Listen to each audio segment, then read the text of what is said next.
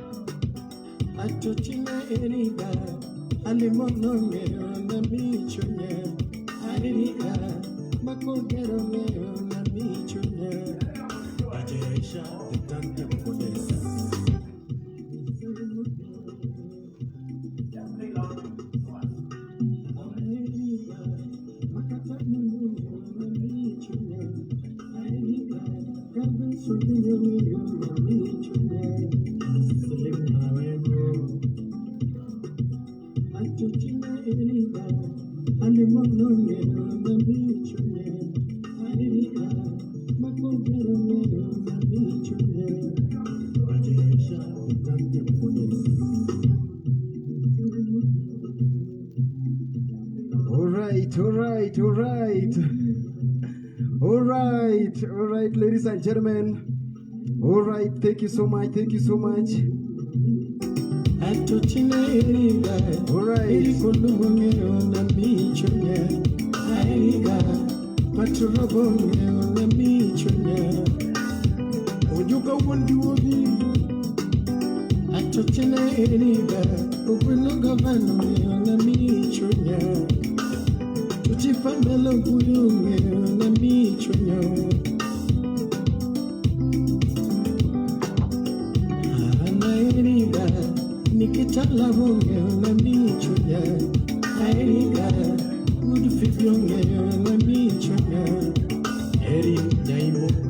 All right.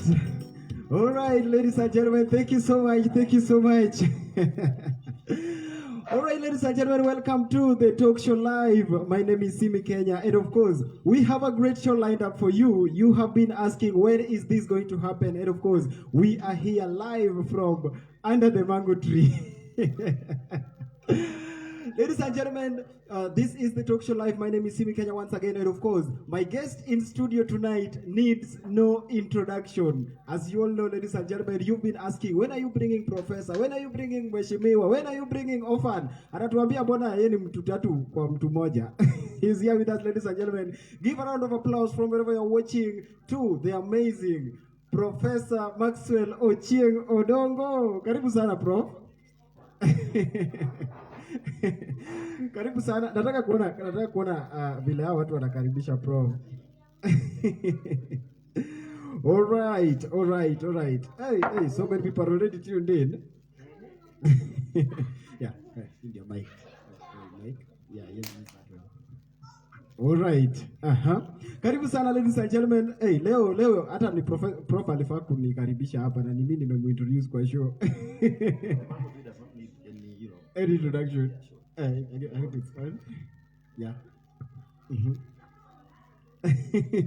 Does the mango tree doesn't need any welcome or whatever they and do their stuff. Sure. That's how we do it. Yeah, my producer is telling me that you put the mic. Oh, okay. Yeah. Now you can hear yourself. And of course, I first want us to welcome those who are already at the social distance. By the way, social distance, please. What I say about social? Yeah. Have enough masks. You can do masks. Of course. And then enough sanitizers. We're here with the professor, ladies and gentlemen. Nataka tukaribisha those who are already live with us. Just before we kick off, of course, I can see so many people are already live and here with us. Godi Kijana anasema kondani. Ochieng Boni, thank you so much. Anasema been waiting for this. Amao Dolta, asante sana. Anasema Amondo Kaindi, karibu sana. MC Clean, uko na Mosne Prof. Pokea salamu za MC Clean. Thank you, MC. Awino Lydia, thank you so much. I can see you. Josie Baby, thank you so much. Nyakwarogoti Nyodwar, asante sana. Hey, hao watu ni wengi bana. Prof is a movement. It's a PIU is a cult. PIU. What is PIU in full, first of all? Professor Investigative Unit. Professor Investigative Unit. Yes, with zero lies. We only talk about what we know, not what we have heard. And of course, that's why we say truth is not. We're here to have a good time. Of course, this is courtesy of the Big 5 City Grill and Lounge, making sure that we stream this we hit your screens each and every Wednesday. If you want a place to chill and you're in the Lakeside region, you're in the Western region, make sure you visit the Big 5 City Grill and Lounge, doing an amazing job when it comes to your meals, your sleeping places, and of course, your drinks, making sure that whenever you're in the Lakeside City and the Western region, you have the best experience ever.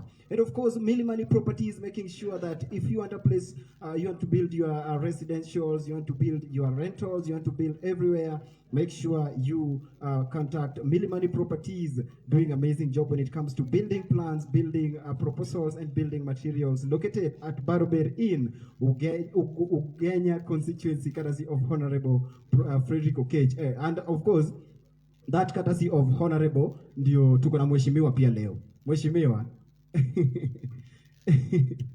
So, why mheshimiwa? I think this is hugely, a mheshimiwa is not necessarily a mbunge or a MCA. People work now down to MPs, governors, and whatever it is. A mheshimiwa is a Swahili word. Mono, that is Zulu. And in English, we talk about honorable. So, for you to be an honorable person doesn't mean that you have to have bunge. What it takes to be an honorable person is being truthful and being you. That then you earn that respect. And whether you are, I'm going to put us somewhere, whatever it is with that. So long as you are you, and you are very truthful and honest, and people like you, then that makes you a mheshimiwa. And mbona wabunge wetu sio wa ukweli? We cannot say it's so Catholic. If you talk about that all MPs are mheshimiwa, that's wrong. Yeah. So you yourself, Professor himself, is mheshimiwa than your MP. No, that's not what I'm saying. I'm saying what I mean is that not all MPs are mheshimiwa. Yeah. Right? Yes. And not all waheshimiwa MPs. are MPs. Of course. That is true. And so who that is how it is. And so who is Professor Maxwell Ochieng Odongo in person and in general? So my name is Maxwell Ochieng Odongo. Largely known as Professor. I will just give a brief introduction of my bio. Exactly. 34 years old. Public health is by profession.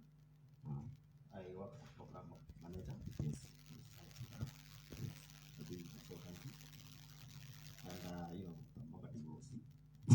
And single father of 3. Yeah. I have 3 baby mamas. And then I just realized recently that I also have another baby mama that I think this happened when I was in high school. But then when it came to the picture, I reflected and realized that this is likely true. I'm talking about 4 baby mamas. you know how funny it is. I just realized recently. Yeah, this one, it happened very funny. Yeah. And that's why I'm saying I just realized. So that is like. But then I accepted because it's the the facts truth. are, the facts are as black as white. You cannot challenge facts. The outcome is Professor. Of course. I accepted. And of course, tonight mostly, they were talking about your sauti prof. Because of the mic. Yeah. Okay, sit down. This one's better? Yeah, but just Professor anasema tuweke tuko hivi. Ni direct. Walimwesi wanataka kusikia Professor. Of course, just from that introduction, it seems you're somebody who loves truth. Ingamo ira dear mologi mora mora. Yes, I think my life is anchored on truth. Yeah. Honesty. Yeah. And that is something I don't regret. I'm not somebody who just go out there and then talk about so and so and yeah. Even if you are my friend, I tell me Max, yesterday was so and so. Yeah. And this guy doesn't like yeah. ABC, yeah. I will tell you my friend, I'm going to call this person now. And then and I put him on loudspeaker so that you say whatever it is you're telling me here, so that the person can be able to arrest him. But then I don't do gossip. It doesn't work with me. Regardless of friendship, it doesn't work with me. Na mbona I think mbona inasemekananga eti bibi na bwana kuna ile wakati sasa wana gossip yani kifamilia. Have you ever participated in that? For family, it doesn't matter. But then for friendship is anchored on on truth and honesty. But then if you have friends who just want to come and say ABC to their love, that does not work. But for our wife, we can be married. Yes. For our wife, you had me these things in the bedroom and whatnot. Yeah. The time comes and like, so and so. Yeah. So have you been married to all these 3? Let's not talk about the first one because you just realized recently. So the 3, you have been married to them or imekuwa tu the only one? I have never been married to all these things now. I think people have just lost the definition of marriage. Because, maybe we should have bring a dictionary here. What is marriage?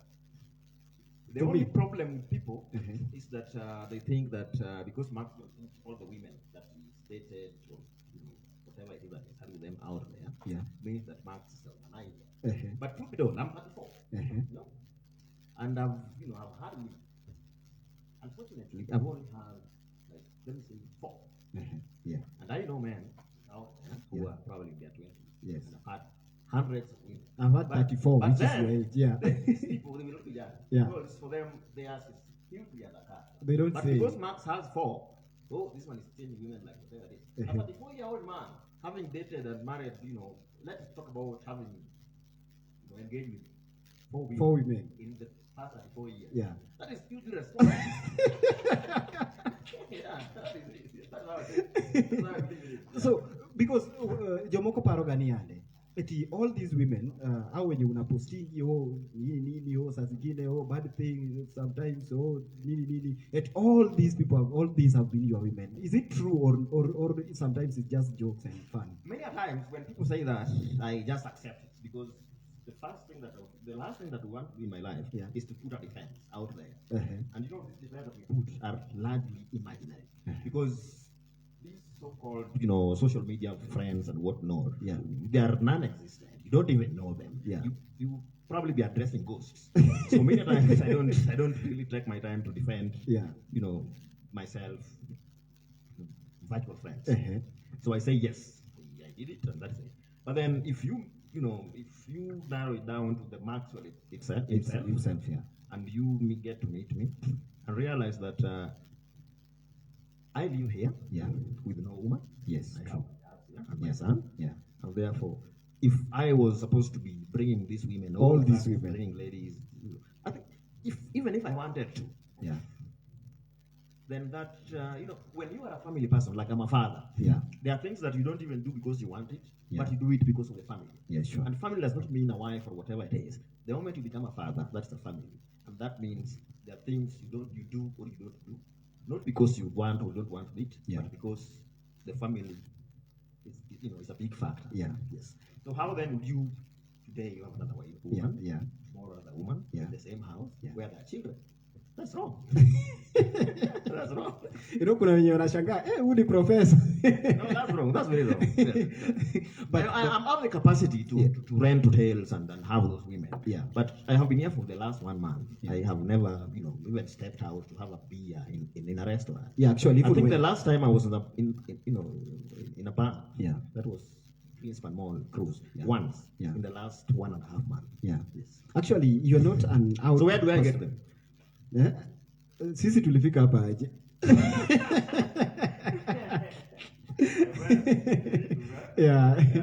So sometimes it's just for fun and all that. Yes. And then people fear you for that because some people feel that Prof is unapproachable, Prof ni mtu anaweza kuroka, Prof ni mtu lazima ujichunge kabla muende. Why do you think so? No, I think I wear two personalities. There is that social media personality, and then there is the Maxwell now. And then if someone pegs his judgment on social media personality, that is also acceptable. That's not my problem. But then, I receive messages, and there are people, some of them want help, some of them want just to say hi and whatnot. But I can see them. Because you cannot be in a position to respond to all everybody, type of, but you can be able to see and see this one is realistic. Because this world or whatever it is also full of, there's a lot of hypocrisy, and a lot of it. So and for that, kuna wenye wanadhani eti you are not secretive. Eti profit unaweza ambia kitu leo eti you can pull a sonko easily. That's nonsense. That's nonsense. I think if someone wants to compare me with Sonko, then that is, that's a big joke. Because there are certain things that, going to school is also a nice thing. True. And there are things that school will stop just from doing them. Regardless of your whatever personality. So someone calls you and they want ABCD, or you want ABCD and then you want to expose that. That doesn't happen. And believe you me, see me. I talk to so many people. And if you are very keen enough, on my word, you cannot even go beyond 10 people that I have exposed. Sure. So ask me, why then would this person have hundreds of friends? Thousands, actually. Whatever it is. Hundreds of thousands. And then choose to talk about 10 in the last 5 years. Sure. Yes. So if my business was just to talk to people and expose them, I would be doing this every day. Because you can't. I have a huge documentation in my phone. And of course, because PIU is a so when you see me out there, and I choose that today, I want to talk about this person. Then, it is not just a one-off thing. The first thing that I do is to talk to my friend that this is wrong. And I don't like it. But then some of them, yes. So to that extent, then I choose to protect the public. Exactly. Yes. And my sentiments are hugely anchored on protecting the public. So if I've seen this and that is happening, and I've tried to, intervene in a way, and then the person is not responsive, then have no choice but to protect the public. Because people will say, so and so is Maxwell's friend, and therefore, associates are very important in life. And if there are people who even make the judgments and pass the judgment based on the people that you relate with. And of so course, I would advise you and tell you this is not right. But if you continue, then I tell the public so that I get vindicated. So if you do your shit out there, they don't say, oh, this is Maxwell's friend, maybe he's part of the cartel. That's the last thing that I would want to do. All right, ladies and gentlemen, you are watching the talk show live. My name is Simi Kenya, and of course, I will just look at a few comments right here with us. And of course, if you have any question for Prof that you want to know, anything that you want to know about the show tonight, and of course, Professor Maxwell, Ochieng, Odongo, just put it on the comment section. We're going to look at the comment section with our viewers, and then we're going to come back with the comment section. And of course, before we move to the comment section, ladies and gentlemen, remember this is the talk show live. I can see, Jagem Moses, thank you so much. Asante sana. Kenana Gitonga, asante sana. Uko ni fan more malich. All right. Sydney Otunga, thank you so much. Daisy Okal, uko ni Prof High. Winnie Otieno, uko ni Medo Fantasca. Medo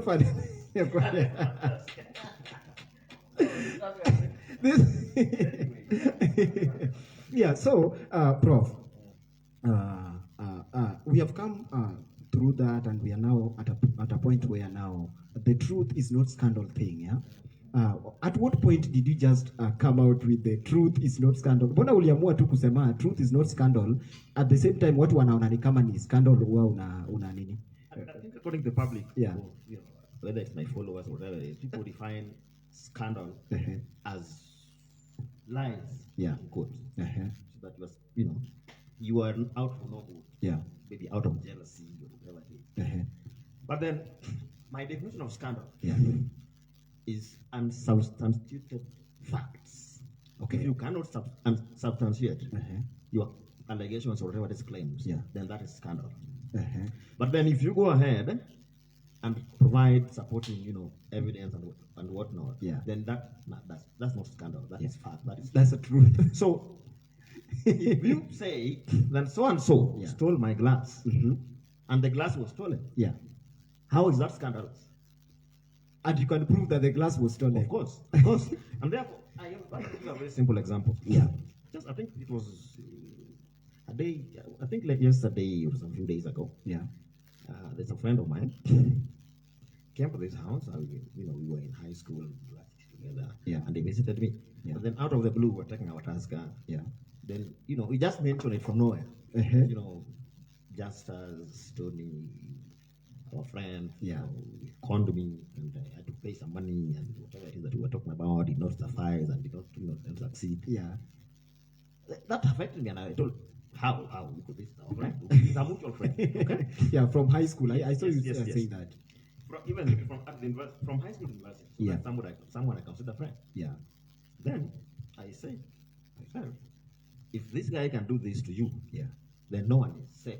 Even you can do because if, you know, personal friends, that is, you know. So I told him that we have to protect other friends, and therefore I want to talk about it publicly. Yes. So I expected this guy that I mentioned to do a rebuttal and say that Max, whatever it is that you've said is not true. It's a lie. Meshach is lying to you. Of course, we had ABCD, but these are the facts. Okay. But then this person then chooses to vanish. No, not even to actually deactivate his Facebook account. And then someone then now the Facebook people want to say that Max cannot give friendship. You know, even Just Us, attacking Just Us and whatnot. I expected Just Us to do a rebuttal and say, Max, this is not right. Or even to call me because he has my number. But when he vanished, then that's scandal or truth. That is now guilt, Is that scandal or truth? That is truth. And what is wrong with that? All right, ladies and gentlemen, we are chilling with the amazing Professor Maxwell Ochieng Odongo, orphan himself. Why are you proud of that orphan stuff? Because I am an orphan. I don't, you know, people always don't have that courage to, you know, kutoka tu nje kila mahali orphan. Is that when someone reaches let's say, I'm not going to talk about 18, but maybe 20 plus. Then you say that now you are not long an orphan, you are an adult, and therefore you can take care of yourself. You also have children. But then there are certain things that, regardless of your age, and economic prowess and financial prowess and whatever it is that you have, you also need some parental, cushion. Yeah, identification. Okay? Yes. And therefore, being an orphan does not stop at 30s. That doesn't stop when you make money. It doesn't stop when you make money, when you have achieved in life, when you have children or a wife or whatnot. Yeah. Once orphan, always orphan. Always orphan. Regardless. And of course, we are here with the orphan himself. And the self-proclaimed professor. Nitakuita self-proclaimed. Are you really a professor? I think I am. And the reason why I say I am a professor is that for some of us who went to school, being a professor is not anchored on classroom, PhD. On classroom. Let me just say classroom. Or academics. You don't sit for millions of exams to become a professor. It's purely based on research. And therefore, there are many things that I know that people do not know. And not because I went to school, but then just because I'm a curious person. I want to know more on that.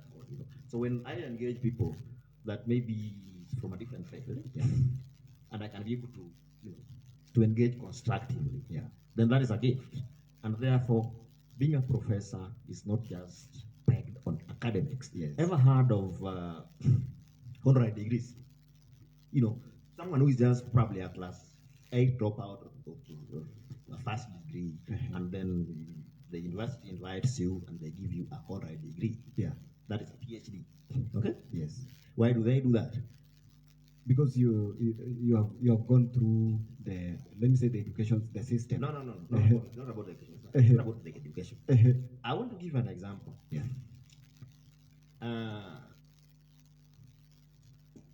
Raila Odinga. Yes. Does not have a PhD, right? But Raila has an honorary degree. How did he earn it?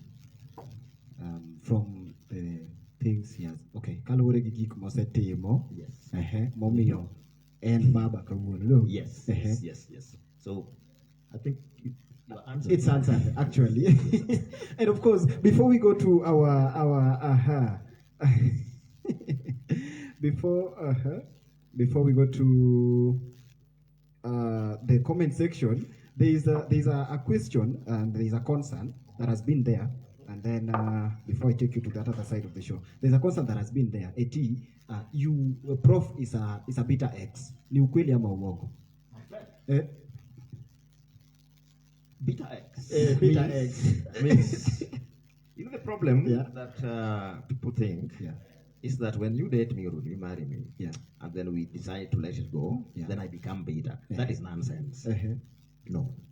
So when you say I'm a beta X, then you need to ask yourself, how many women, as professor, had, and even some of them given birth with, but out of those many ladies or women that professors had, how many has he exposed? Then that answers your question. Because I've, since the university, I don't do ordinary dating.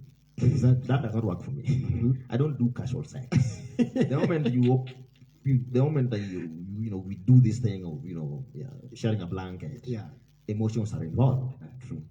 I'm not this person who meet random girls and have sex with them. Okay. So if I have something for you, many times you end up even cohabiting. And that I started in the university. My first woman in the university was called Mary. We lived together. I was a student leader. She was in my house, largely at KU. It was semi-marriage. Yes. After that, I met Sophie. The same thing. So all these women that I have had, it was not a question of just some casual things and whatnot, and someone using the other days, and that's why babies are always involved because we get ourselves in. But then breakups are normal. I've broken up so many times. It doesn't bother me. But then why then 2 out of those many women that have been, involved with, emotionally and whatnot, are the ones that have put out there and said this and that. This one, did not do certain things right. Yeah. So what is wrong with that? Does that make you bitter? Now that is the question. Mbona inafikaka aje unaanza sasa kuwafanyia hivyo? One, I would just mention names because for me, I just say it. Exactly. Therefore, they are also out there. It's the truth. It's not a scandal. And they can also put a rebuttal and a defense. So the first woman that I dated and walked through this journey of emotions and whatnot, and even got a baby with was Sophie. Yeah. So why the ex say that Sophie did this and that and I had to put it public? Because I came from Juba. Yeah. I was living in a 4-bedroom house, including an SQ. Yeah. It was fully packed. This house is not how I used to live. This doesn't even have curtains, you can see. It doesn't have, it's largely empty. Yeah, but it's amazing. Come on. Depending on where I come from, it's amazing. On how you define your definition of amazing. Yeah.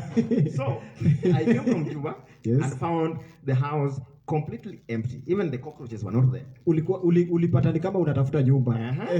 And I had 2 vehicles parked outside there. And these were not there. Yeah. So the first thing I did is to report to the police. Yeah. Okay? So I tried the police. I tried lawyers. Yeah. I tried CIDs, and we were tracing this lady and everything. Yeah. Because she was not picking my calls. Yeah. And these police, the lawyers, and the CIDs and whatnot were, their focus was just getting my money. Yeah. And they got it because I was desperate. Yeah. The reason why I was desperate is because I wanted my vehicles. Exactly. Not the house content. Yeah. And then one day I just said, this is wrong. Yeah. And I posted it out there. Because it might happen to someone else. So it took 3 months with the police and the lawyers and whatnot. Yeah. And nothing happened. Yeah. But when I put it out there, and I think Sophie also saw it, Yeah. the next day, my vehicle was back. So, and forget about even the vehicle. This lady also took my academic certificate. Oh. She took my parents' death certificates. She took, my documents, my logbooks, Yeah. my land title deeds and whatnot. Yeah. So I realized that there's power in masses. Than the police. Just the administration. Yeah. Yeah. I was running mad. Why don't you just take, because you have my baby, Yeah. so you can just take everything you want, but Yeah. leave the vehicle, leave the documentation, leave the documents. True. What do you get, how does my certificate, Even your parents' death certificate. how will it help you? So I had to, people, I also have a heart. Yeah. Yes. And when you take my parents' death certificates, I also get hurt. So I say it, and I say it. So if FIDA want to take me to jail or whatever it is, let them go ahead. But at the end of the day, I also have a heart. So it doesn't bother me. So it trended, justice for Sophie. Maxwell is what? And I did not care. And I said, the worst thing FIDA can do is to take me to jail because I have insulted a lady. And of course, you express yourself. You express the difference between assault and an insult. Oh, sure. I think I said before, and I don't like it, and I don't regret it. Yeah. Because how then you do still some, Kitu haiwezi kusaidia. I never asked this lady to bring back my music system, TVs, fridges. I told her, so what you do, bring back the vehicles and the documents. Yes. Finish. Because you have my baby. Yeah. So the household content It and is. things you can even sell Yeah. so that I take care of my son. Yeah. And that's my favorite son. But bring back my document. How then do you want to use Joy's death certificate? Bring it back and forget about another thing. So I have to expose that. That's one. Number 2, the second letter I posted was quarter. Yeah. My Yes. This lady, I think I loved her and she also loved me. Yeah. And therefore our focus was on many things. Yeah. Including projects and whatnot, right? Yeah. So I was investing a lot of money back home. Yeah. And I was that other side. Sure. Yes. And then I later realized that things were hugely stage managed. Oh. They were not real. And I got concerned. Yes. Yeah. When I raised this point, and when I raised it to her, she did not, put a defense. Yes. But then she resorted to blackmail. Yes. And I said, if that's what you want, for me it's for. Yeah. Yeah, if you want to be stupid, let stupidity fight stupidity. Yes. So, if that's how, actually actually, if people are so keen, it's Corazon first who went public to say that, is single, Maxwell assaulted her, not insulted, assaulted, like limpiga. Assault, that's what she ile said. kupiga. Yes. But Corazon is an enlightened woman. He's si msichana barabara. If hata ukimchuna hivi or you slap her, she would not just keep quiet. She knows what to do. Yeah, she knows what to do. But then now, she was using this as a blackmail to attract public whatever, because she knows that for me, also, as much as I joke, I also love my public image in terms of certain things, like beating a woman, stealing, murder. Those are things I don't, as much as I would rather joke with sex and say, wow, I've slept with so many women. But then when someone says, I've stolen, then that touches me. So she realized that was my weakest point, and therefore she wanted to capitalize on as a blackmail. And I told her, okay, this is what you want to do? Let's go ahead. Let's do it together. And I did it. And you people did a very good collabo. Kila mtu alikuwa anacheza side yake. And I guess that was the biggest of all you've ever encountered. Kwa hiyo kitu watu ita scandal. No. I don't know if there's a mesometer for a scandal, so that we can be able to weigh which one is bigger than that. I cannot answer. So after Corazon, I took my time because the corona happened. I was in Juba, so the corona happened. And therefore, because for me, I just don't need sex. And therefore, after Corazon, I said, oh, this is done. And therefore, I need that woman. Because all men need women. And the worst thing I can do is to define needing women in terms of sex and whatnot. I say, for me, this is done. But then, as a father and as a person, I would have to move on and get some other nice lady out there. So I've met them, several of them, but largely virtually. Because because when I'm in Juba, I'm at work, and therefore I'm not in the business of meeting some ladies out physically. there. Yes. But my focus is the Kenyan women. So the Kenyan women that I've met since Corazon, did she leave or I left? Who left? That's the question for the day.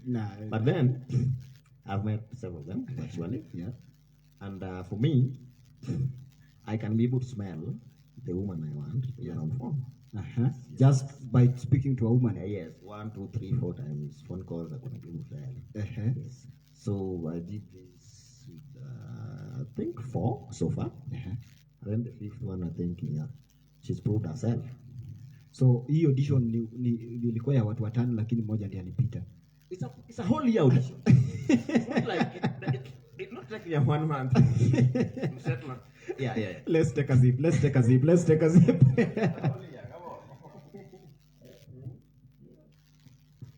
sip. Of course, Professor has made sure that we are here chilling with some cold orange.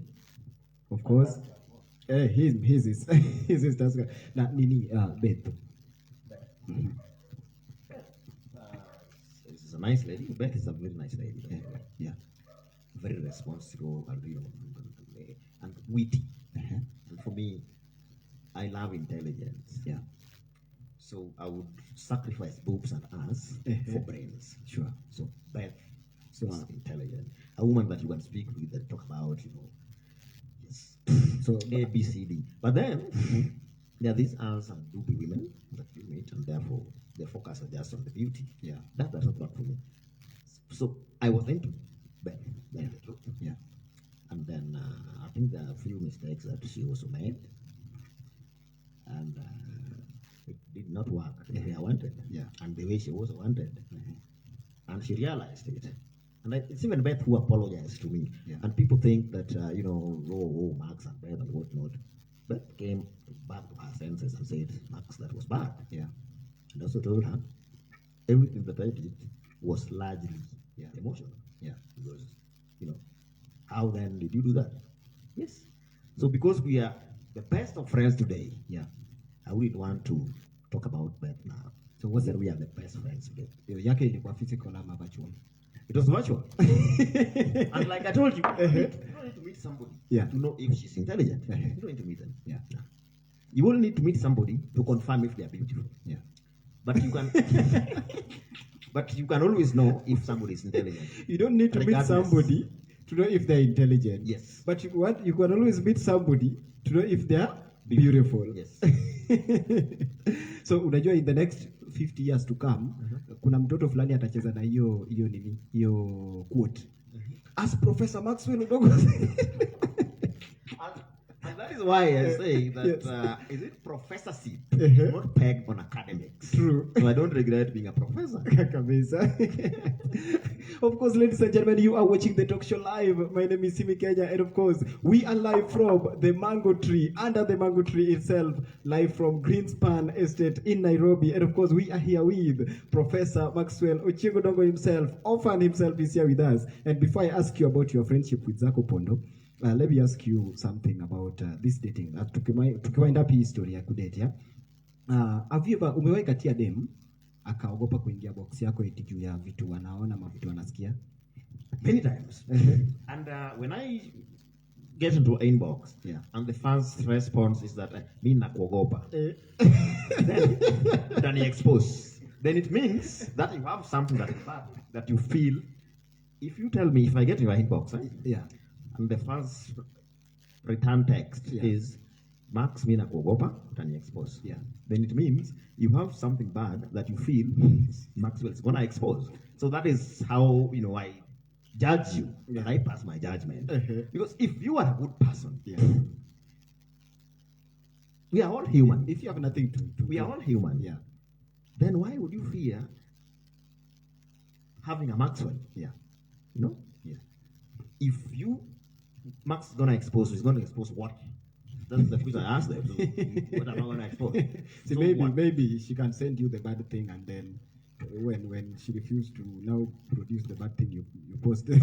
Let me say, you don't send that bad thing to anyone, right? Yes. The moment you send me that bad thing, it means that we are working on something, and that is why if we have, even if it's virtual, we have discussed largely and agreed on certain facts, and we are now. I would even consider you a family in quotes. Then we can now say, instead of me going to, buy some whatever. Let's do it virtual. Okay. So if we are doing it virtual, it means it's not a bad thing. By the way. I don't even blame the women that were done virtually. That they are cheap or not. No. We are protecting family. True. Yes. So exchanging those photos or news or whatever we want to call them, it's not a bad thing. You rather exchange those nudes to cure your fantasy, and whatever it is, than going out there to look for, that does not work for me. The real thing doesn't work for me. And that is what we call respect for a girlfriend or a wife, or whatever it is. So if someone sends you whatever it is, it does not mean that person is cheap. I also send. I also send. You call it how many kgs? 5 kilograms. I also send. And I know that, you can also post mine out there. I don't mind. If you want to share it, go ahead. But then the moment I send it means that we are working on something. And therefore, when we're working on something, I cannot afford to cheat on you. Cheat on you just because I'm out of the country. So therefore, let's do this shit, because sex is largely psychological. It's in the mind. True. Yes. The moment someone comes, then you are good to go. So if you can cure the coming aspect of sex, you will not cheat. True. Yes. So what is wrong with me sending you my 5 kilograms and you're also sending your bad thing? What's the problem? If that is going to protect the family. Yes. Like, even my immediate ex, we used to send these things every day. Every day. Yes. So there's a difference between sending and the virtual. That is virtual. Oh, the sending itself is virtual. Because the opposite of virtual is physical. The actual touch is involved. But the moment there's no physical touch, then it is virtual. Na kuna mademu wamekukatia juu tu wewe ni professor, like, they come to your inbox and tell you, Prof, I want us to do this, Yes, not one, not two, many. Oh. Yes, but then I don't mind women just saying, Max, I think I like you. It's okay. I don't even pass my judgment based on that. But then the way you structure and package your message. What you want. And package your message. I can pass a judgment. Yeah. And no, this one. Yeah. So it's easy to know if someone really means what she's talking about, or someone's just being a fool, or someone's just, Yeah. So it depends on how you package it. But it's very normal for a woman to hit on a man. It's Na kuna wenye walijaribu hivyo ukaingia box. Many. Kuingia box, I'm not good with Kiswahili. But kuingia box doesn't mean, don't say that I ingia box and then you worked out. No. I ingia box because the way you have packaged your message, and I will not dismiss you. Yeah. But then now we shall exchange contacts, and then we see. Then from thereafter we begin to talk A, B, C, D. I can be with the picture. This is what I want and what not. Yeah. And that is now what I wanted to ask. Up to that point, if today Prof is looking for a wife, kuna tu today kwingine kumekaa tu kuko nje, anasema tu si Prof aseme tu ile kitu anataka kama niko nayo leo nimpate. So if today Prof was looking for a wife, what will you be looking for? One, you have to be beautiful. You know why? I'm saying you have to be beautiful because if you are not beautiful, then your husband will cheat. Because there are many beautiful women out there. So if Professor just marries a brain, he will cheat because men are largely about visual. True. Wanaume that is the thing. So if I say so number one is beauty. Number two is intelligence. You must be of our intelligence. You ask a woman who does not even, you talk to a lady and she doesn't even know who the vice president of the US is. That doesn't make sense. Because for me, I have friends. Yeah. And don't forget about my drinking buddies and whatnot. I also have friends. Yeah. And many of my friends who are intelligent. And then we also have our meetings. Yeah. And they come with their wives. Yeah. I also go with my woman. True. Then a discussion comes. People are discussing, Mike Pence and what he did and why, how he said, issues and whatnot. And then the woman is just off. that I can't. Even if you have a big ass and the best boobs in the world, I cannot have it. I cannot have it. Because, believe you me, in Luo we say that Chiwa. Yeah. When you get married, it's not just for you. Yeah. Chiwa means for the community. Our wife. Yeah. Our wife. So I look at the beauty, then the intelligence. The intelligence aspect is for the community. Yeah. Because, and that is very key. True. Yes. So for me, I will just summarize and say, you must be intelligent and you must be beautiful. Yeah. Very important. Exactly. And I will sacrifice beauty for intelligence. So area kwetu intelligent lakini ile mnaweza tengeneza mkiendelea. Because I can buy beauty. I can make my woman beautiful if you have proven yourself intelligent, that you are, you are a smart woman. Yeah. And intelligence does not mean going to school or degrees or masters. How many people have those degrees and masters? And they can't even reason up. Yes.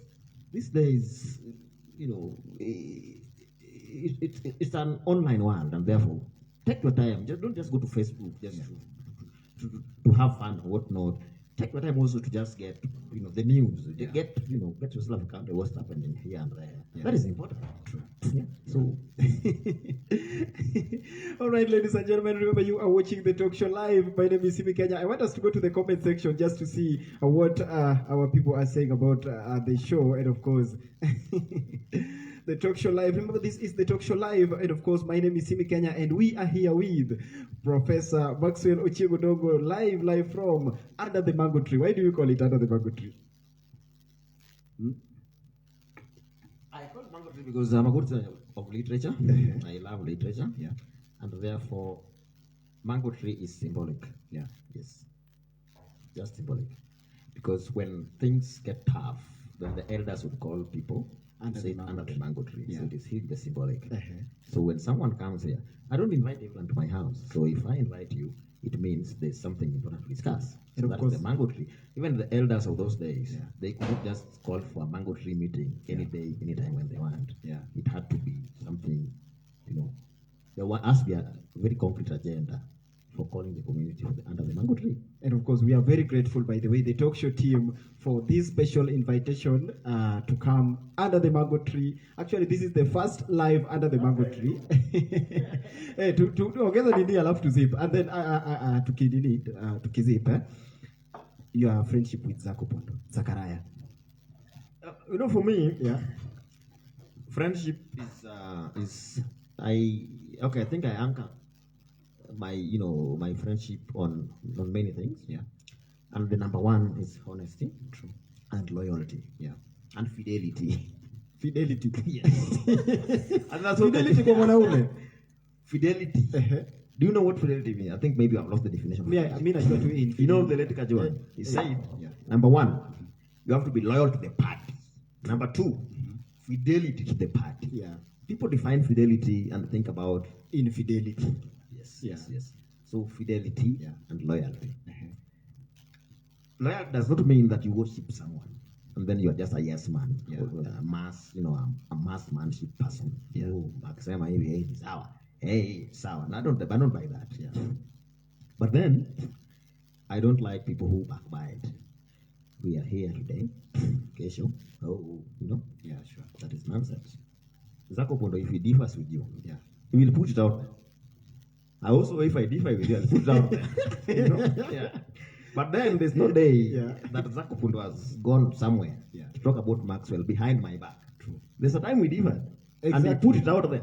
And I love that. And you too, put it out there. Yes. For me, I love that. Than someone who goes behind your back and says, Max, that's nonsense. I mean, I'm Jew. So the fact that if Zach differs with you, he puts it out. Okay? But if you are friends, you will never hear anything that Zach talked about. But when you differ, he can put it. That's okay. But I don't like a friend who comes and then had some funny discussions behind your back. Yeah, that's what I can say. And like you said before, Pia, you don't like a friend who comes to you with information from other friends. I don't buy it. Yeah. There's no day I've met Zach here. We meet almost, I think, every day. Yeah. Akuja niambia, unajua nani? He's saying this about you. Yes, never told me that. So I will dismiss it. He tell me that. So that is how we connect. Yeah. When we meet this beer, we discuss issues, whatever it is, projects and whatnot, but not gossips. Yes. Na mbona watu wanafikiria eti let me say we had defined it as truth, but why do people feel like ni scandal huwa imewaweka pamoja? That's not true. Yeah. Because I don't earn from scandals. But like I said, for the last 5 years, let me say 10. Yeah. I've only had like 10 exposé. Yeah. Yes. So Zach had also had his, few of them. Mm-hmm. So then where does scandal come? Because if Zach has more than 40,000 followers, and I have also millions and whatever it is followers, and out of those, whatever friends that you have only talked about 10 or 5 for the last 10 years. Yeah. And then you say this is scandalous. No. Only if it's necessary. Yes. And I can define necessary. Yeah. Should I go ahead? No, they know what necessary is. I think you people are just people who just speak up their mind. And of course, up to that point, ladies and gentlemen, allow me to introduce Zakopondo here. Naona Zakopondo amefika hapa. Anatuambia nani amemleta studio. Fade, Jahocho 001 is also here with us, ladies and gentlemen. Give a round of applause from wherever you are watching to Zakopondo. To just, Prof akizip, alafu Prof anarudi, tunamalizia. Simi Kenya. Yes, Dad. Jambo Kenya. Karibu, jambo mimi. Jambo Simi. Jambo Kenya. Nimeona mahali pale watu wakisema unapenda kuita zip. Oh, ni zip. Sip. Ni sip. Oh, zip ni. Lakini wewe unasema let us now zip. So everybody kuja na ile to zip. Wapi ile Zach? Unisaidie wangu. Let's zip. Tuna sip.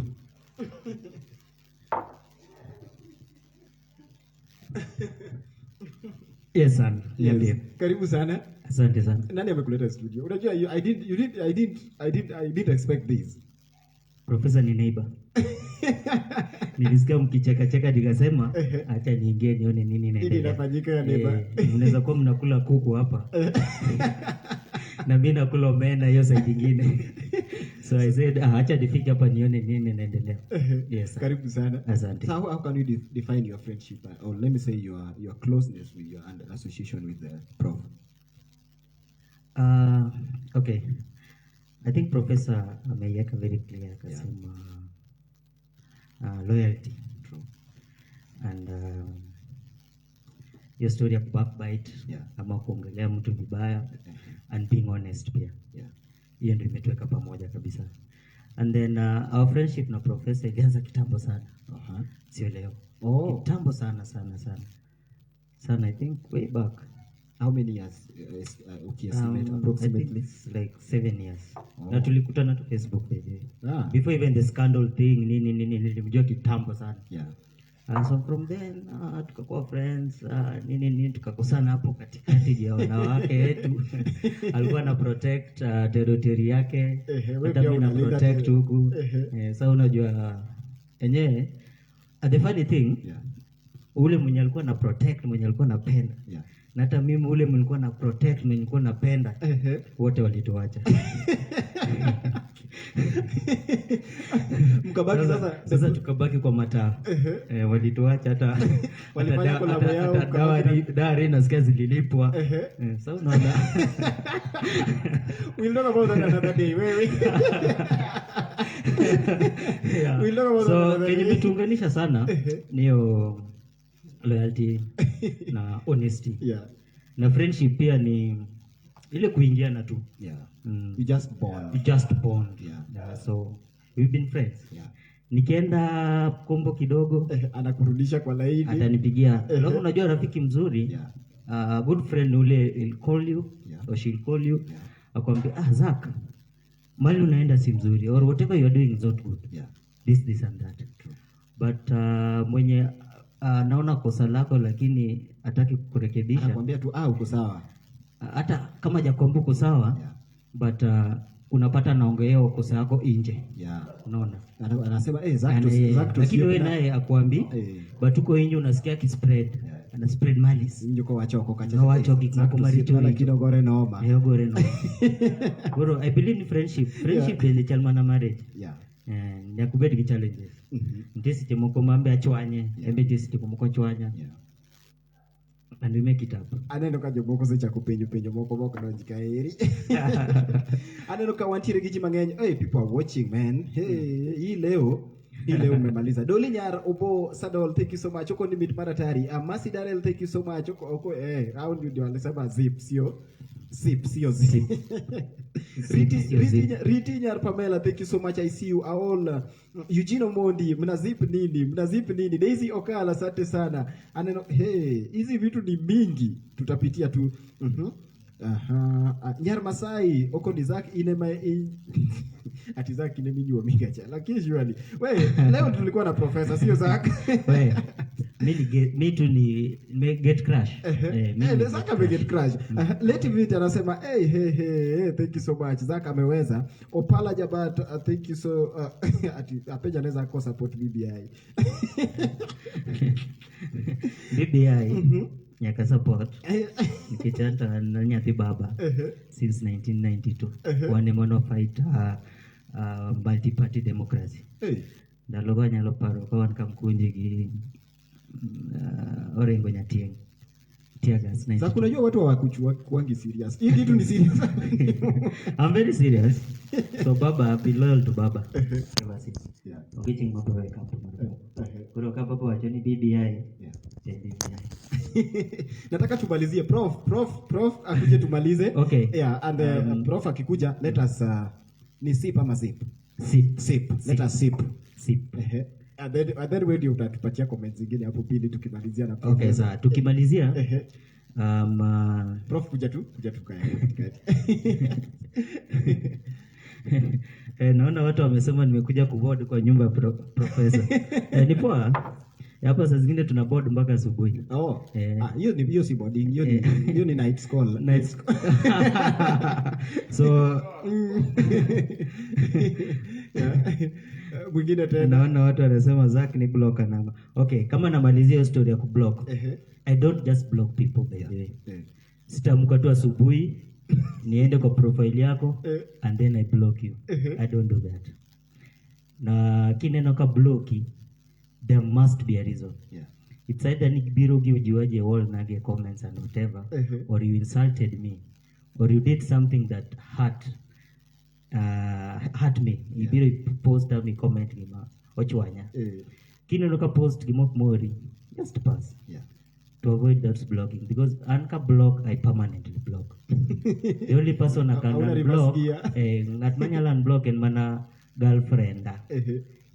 But the rest kiditi. So joma tuzako pona unblock Amera abro unblock ute kandoru.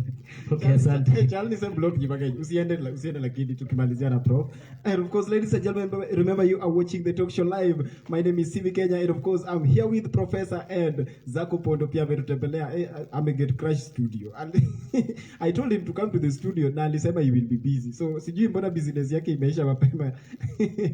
But he is finally here with us. So Prof, tukimalizia, how do you take social media as a professor? For me, social media is largely, for having fun. Because I'm not a blogger. I don't make money from social media. Therefore, for me, it's a pastime activity. Because I live in Juba. And therefore, we leave work at 4. At 4 a.m. or p.m. 4 p.m. And then I don't have a wife in that other side. I don't have a girlfriend. So when I go home to where I live, in the hotel, then I resort to things that can be able to, just to make me laugh and have fun. So for me, social media is largely for fun and nothing else. I don't make any money from social media. Yes. Have you ever felt, kuna tu ile wakati social media has ever made you feel low and maybe regret or doing something on social media, or feel low because of something you post or you have done on social media? For me, no. My answer is no. But then I've also realized that social media can make people go berserk. You can run mad with social media, especially if you anchor your, life on social media. So that you see a friend, you are in the same university, same high school, and he's doing a Dubai trip. And then you want to KQ each and every weekend. Kisumu here I can. Oh, Dubai see you in a few. It is late. And that is why many people resort to, even conmanship, just to prove a point. You meet somebody, you are in a hotel, you buy a Jack Daniel, and the next thing they want to do is take a photo. Why? Because they want to prove a point. So the moment you want to live yourself, you live your life, pegged on social media.